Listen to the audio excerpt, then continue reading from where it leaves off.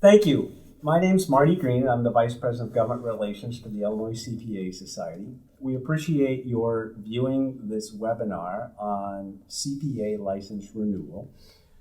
Today we have a very distinguished panel with us from the Illinois Department of Financial Professional Regulation to help walk us through the renewal process. We're very fortunate to have the Secretary of the Illinois Department of Professional Regulation, Secretary Brian Schneider, who happens to be a CPA. Proudly so. We have the Director of the Division of Professional Regulation, Jay Stewart, his second time in the studio. Director, thank you. On my far right, we have the Deputy Director of Licensing, Heather Ost. And we have, on my immediate right, we have Martha Reggie, with the Assistant General Counsel with the General Counsel's Office at IDFPR. So Secretary, you're welcome for your first time. Thank you very much, Marty, for having me. We're delighted to have you in the Illinois CPA Society office. We appreciate everyone's time, and we're delighted that you're here. Glad to be here. So you're a CPA, as I mentioned. I am a registered certified public accountant. I think you're probably the first secretary that's been a CPA, at least in my memory. Well, I'm proud to have both honors. You're an attorney as well. I am. As I mentioned, this is renewal time. It is, and I know that because I received my yellow card informing me how to renew my license in a timely manner. And the instructions seem fairly straightforward to me on the card, but I'm thrilled to have the chance to hear from the experts how to do it and get it done as promptly as possible. And I think, the director is going to talk about some helpful hints in a few minutes to help licensees expedite the process and avoid some pitfalls. But I think you hit upon one of the most important things in the process is to do it and do it early instead of waiting till the last minute and possibly getting caught in the queue of processing, as well as, possibly, any holdups with deficiencies. I think that's right, Marty. There's ultimately a lot of people who are going to be needing to renew. The most recent data that the team provided to me is we have 21,497 licensed CPAs in Illinois, 22,371 registered CPAs, and we have 862 CPA firms. So that's a lot of folks and a lot of firms that will be looking to renew. So the sooner folks get to that, the better for everyone, quite frankly. The deadlines will be here before you know it. Time flies. September 30th is the deadline for CPAs. The deadline for CPA firms is November 30th. And if the firm is a professional service corporation, you do have until December 31st. But I think the message today is it's better for everybody to get that done as soon as you can. And that way, once you get it done, you don't have to worry about it, and you won't have to be part of any end of the year surge. So thrilled to have the chance to come and chat with you and to bring really the experts on the team in to talk about the process. Great. So Director Stewart, we've had several meetings on license renewal with you and your staff, and I know during those meetings we've talked about helpful hints that licensees can follow to help move the license renewal processing along. Do you have some thoughts that you want to share to help applicants with the process? Sure. Thanks again for having me here. It's always a pleasure to visit with the CPA Society. You guys do a really great job representing the interests of the licensees and also helping work out some more practical matters such as this about how to get your license renewed on time. We always look forward to working with the CPA Society. In terms of the upcoming renewal, just a couple of basic tips. Some of them are pretty straightforward, but surprisingly, sometimes we have issues with these.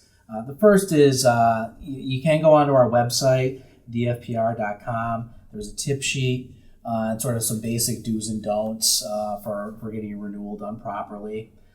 In terms of the renewal itself, and this will also be for first-time applicants, but also for renewals, is make sure all your information is accurate. It sounds straightforward, but if you're inaccurate and it doesn't match up with our records, it's going to cause it to get pulled aside, and now it's going to take further review. So as with any form you submit, accuracy is just going to help ensure smooth processing later on. Make sure it's complete. If you don't complete all the questions on a renewal or an application, again, it's going to get taken out of the queue, set aside. And again, just simple oversights like that, if you can avoid them, fill it all out, make sure it's signed, make sure all the information is accurate, avoids a lot of problems that can be resolved easily, but it's going to delay things a little bit. As already mentioned, renew early if possible. It's not one of those things where you really don't want to leave it till the last second. The sooner it gets submitted, if it's all correct, your license will get issued sooner. If there's a problem, it's more time to deal with whatever the problem is before the licensing period ends. So try not to cut it close if you don't have to.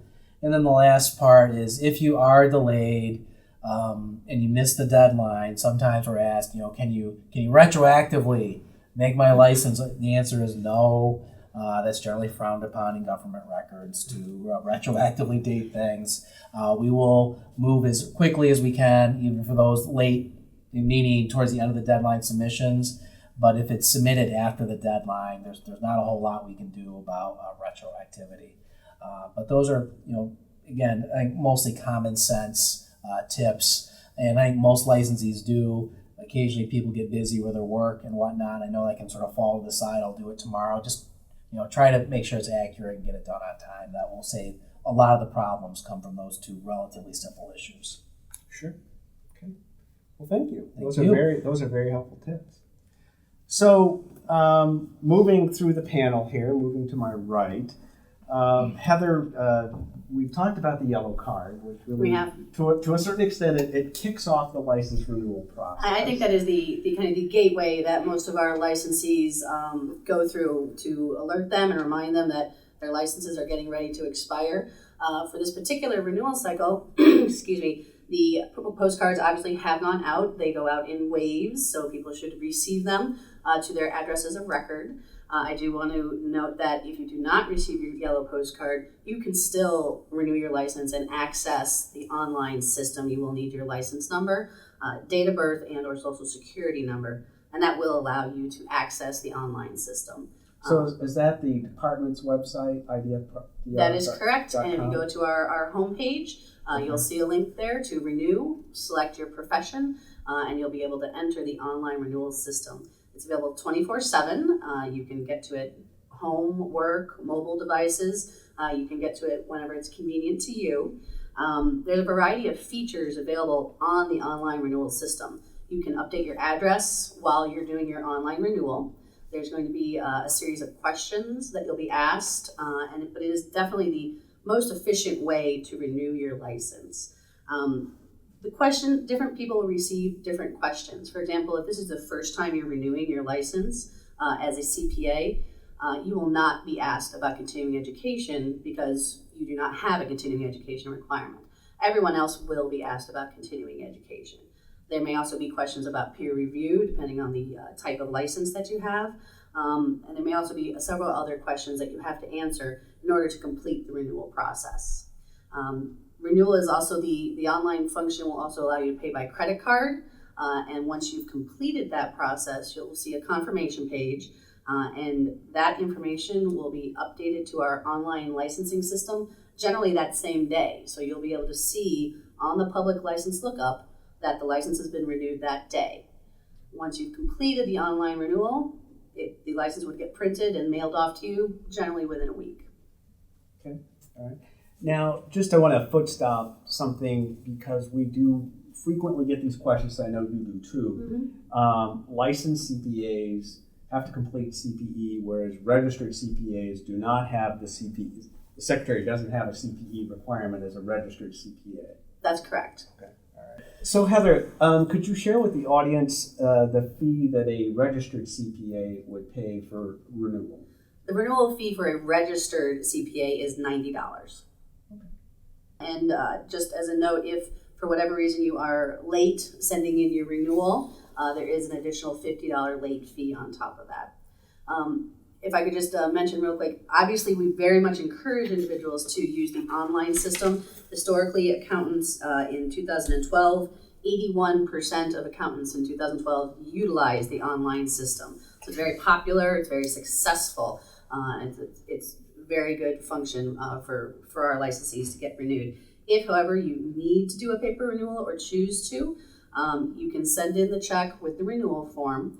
As long as that is received by the department by the expiration deadline, it will be considered timely, even if we have not yet processed that check and that paperwork.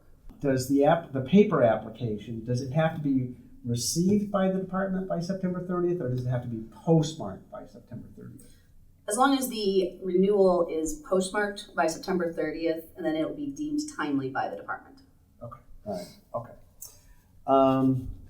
One other thing, just as a follow-up, if I may, and I could be using corporate knowledge here that is expired, so to speak. I know that the postcard is kind of the gateway to start the process. It's my understanding that the department will mail a paper application if the renewal process isn't completed by a certain timeline. Is that correct? That is correct. In August, we will review our records, and anyone that has not yet renewed via the electronic system or by the paper system will be sent in the U.S. mail a paper renewal form. It's a one sheet that has the various questions on it. Will be sent to them. You can still make use of the online system, or you can mail in the paper form. In addition, if individuals would like to take advantage of this, on the online renewal system, you have the option of printing a paper form. So if for whatever reason your address has changed, you haven't received the paper form, but you do want to send a check, you can go into the online system, print out that paper form, and still mail it in with a check. Okay, great.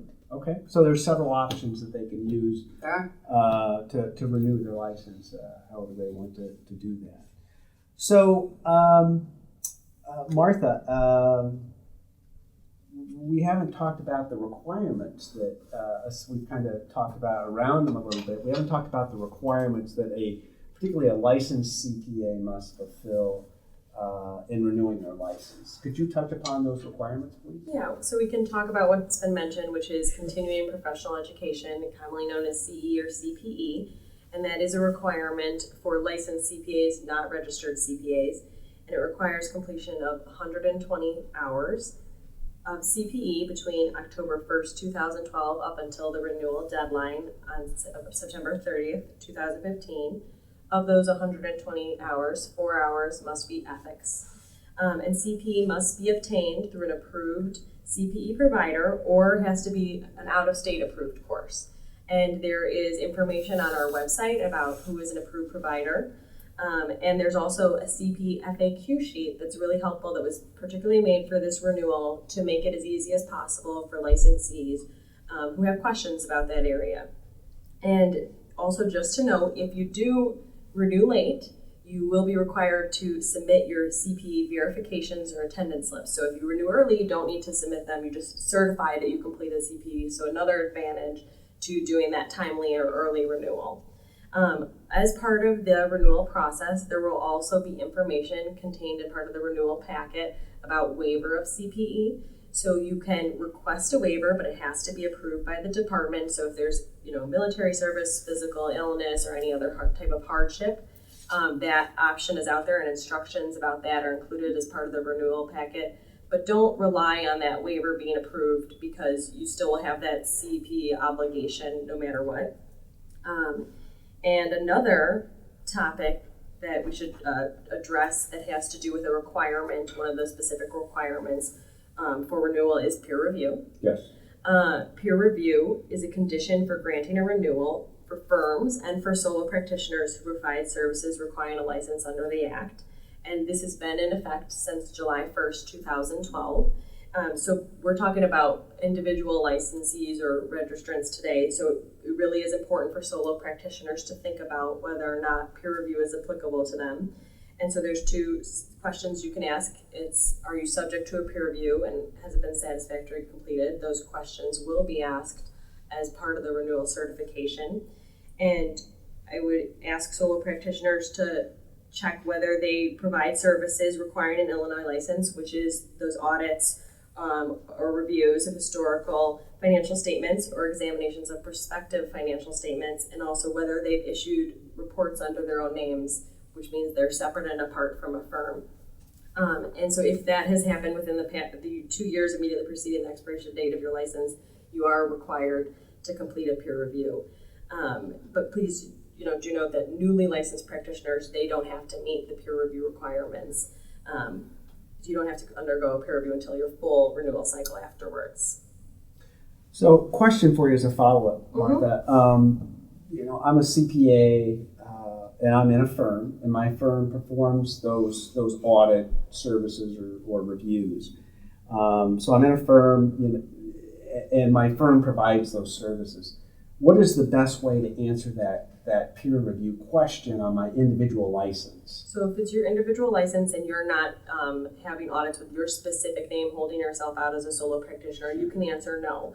So that's an obligation for the CPA firm and not for the individual. And we do have a sort of questions that you can go through as part of the renewal packet that will help you better address personally whether or not peer review is applicable to you. Okay. Yeah. Because I know that in the past there's been some confusion. We've received calls. It's like, hey, we've got this question. How do we answer it? And I think it's good to provide the audience with some guidance, particularly if they're in a firm and they want to answer those questions. So,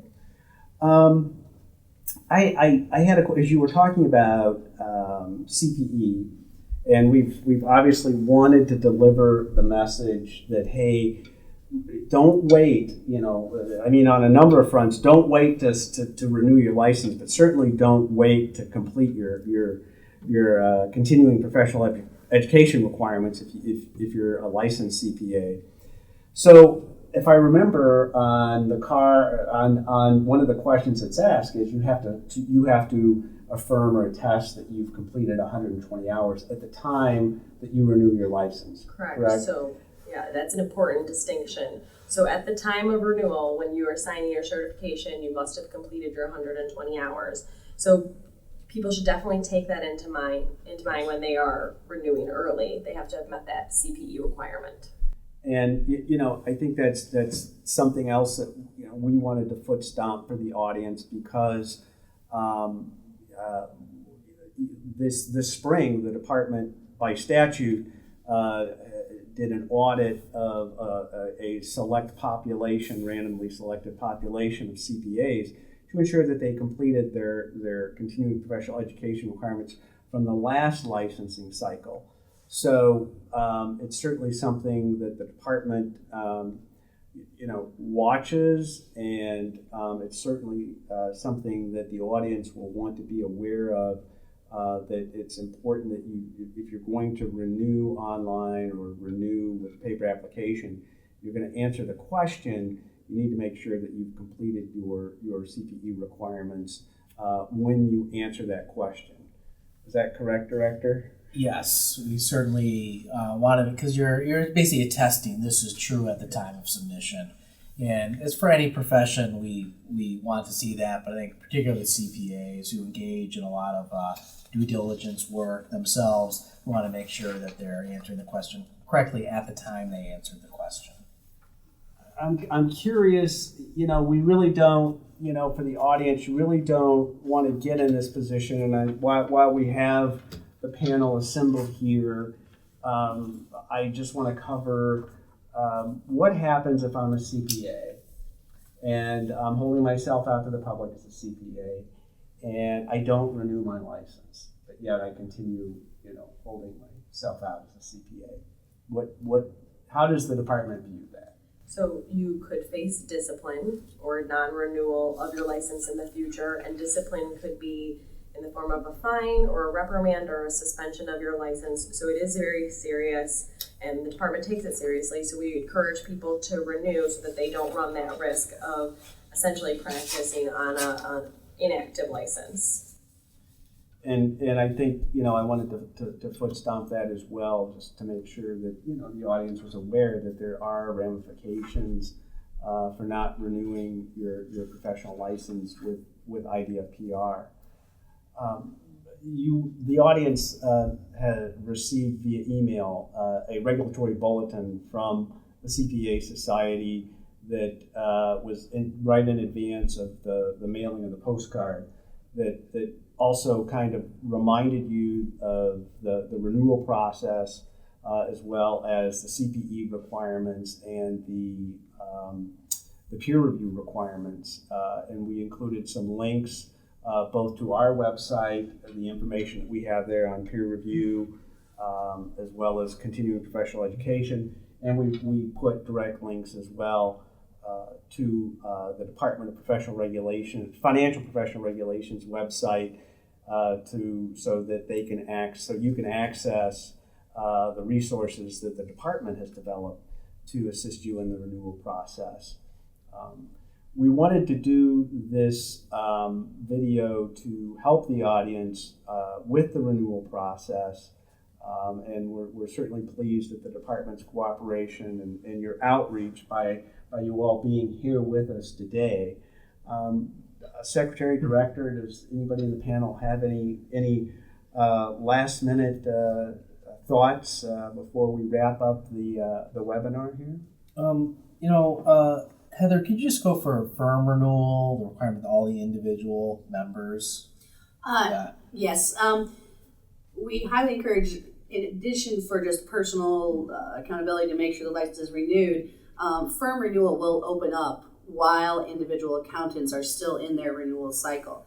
However, the firms will not be allowed to renew until all of their members have renewed their individual licenses.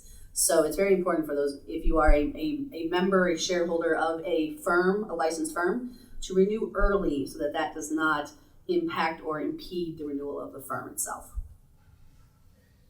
Thank you, Director, for flagging that, because we have gotten questions in the past, and Heather and I have had to work on issues where individual shareholders or partners in a firm had not completed their individual license, and in the process it holds up the firm license renewal. So that is an important point for you to keep in mind as well, to complete your individual license renewal so that the firm can renew their license when the renewal period opens for the firm too. So, Secretary, do you have anything you want just to add? to thank you for this opportunity, and thank you, accountants, for being so attentive to your licensure status. It's an important part of ensuring that the public is well tended to and only getting these important services from folks who are appropriately licensed and have met their continuing education requirements so that their knowledge is up to date. We try to make the process as streamlined and as painless as possible, and we hope that you will have a good experience using it. We would encourage you to use the online system as much as possible. When I took this job a few months ago and talked to a number of stakeholders, one of the consistent messages was portions of our technology need to be updated, and we're working on that. We think our renewal process is pretty good, so we hope you'll take advantage of it. If something isn't working, please reach out to someone on my team or reach out to me, Brian.Schneider, Brian with a Y, at illinois.gov. We value the input from our stakeholders and want to make this experience as pleasant for you all as possible. So let us know how it goes. Hopefully it will go very well for everyone. And Marty, thank you again for having this time to be able to explain the process and to get everybody pointed in the right direction. Heather, do you have any last minute thoughts for the audience? Just again, can't emphasize it enough. Use the online system, renew early, answer the questions appropriately, and we'll get those licenses out to you. Martha. I would just encourage everyone to use the resources that we have available on our website, because we did tailor them specifically to this renewal, so that they should be able to address the majority of people's concerns. And with that, I would like to again thank the panel from the Illinois Department of Financial Professional Regulation to be with us in strong support with the top departmental leadership, as well as senior counsel from the general counsel's office to be here to share thoughts and recommendations on your license renewal. We certainly appreciate your viewing this educational webinar, and certainly if you have any questions that may not be addressed on the department website or the Illinois CPA Society's website, please feel free to contact the CPA Society's Government Relations Office, and we will certainly attempt to answer your question. If we can't answer it, we'll work with the Department of Financial Professional Regulation to get you an answer or get you to the right person at IDFPR to answer your question. So thank you and good luck with the license renewal.